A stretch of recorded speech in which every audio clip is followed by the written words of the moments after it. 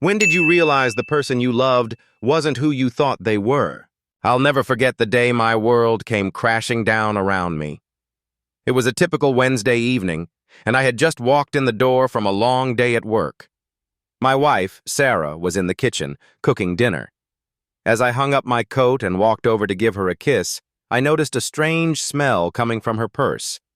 At first, I thought it might be a new perfume or something, but as I got closer, I realized it was something else entirely. It was a pungent, acrid smell that I had only smelled a few times before, and it always made my stomach turn. I knew that smell, and it wasn't something you'd typically find in a suburban kitchen. It was the smell of marijuana, and not just a little bit of it. It was a strong, potent smell that seemed to be coming from a large quantity of the stuff. I felt a knot forming in my stomach as I tried to reconcile what I was smelling with the woman I thought I knew. Sarah and I had been married for over 10 years, and I had never suspected her of being involved with drugs.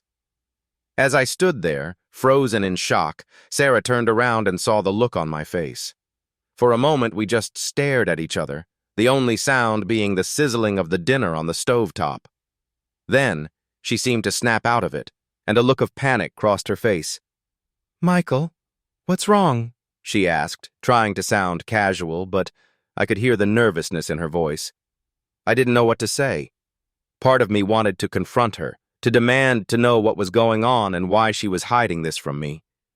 But another part of me was scared of what I might find out, scared of what this could mean for our family, for our future. I think I need to sit down," I stammered, feeling like I had been punched in the gut. Sarah's eyes darted back and forth, and for a moment, I thought I saw a glimmer of guilt. But then, her expression changed, and she looked at me with a mixture of defensiveness and anger. "What's going on, Michael?" she asked again, this time more forcefully. "You're acting really weird." I took a deep breath and tried to calm myself down. I knew I needed to approach this situation carefully, to try to understand what was going on and why. But as I looked at Sarah, I couldn't shake the feeling that I was staring at a stranger, someone I didn't know at all. "Sarah, I need to ask you something," I said, my voice shaking slightly. "What's going on with the marijuana? I can smell it coming from your purse." The room fell silent, and for a moment, it seemed like time itself had stopped. Then, Sarah's expression changed, and she looked at me with a mixture of fear and desperation.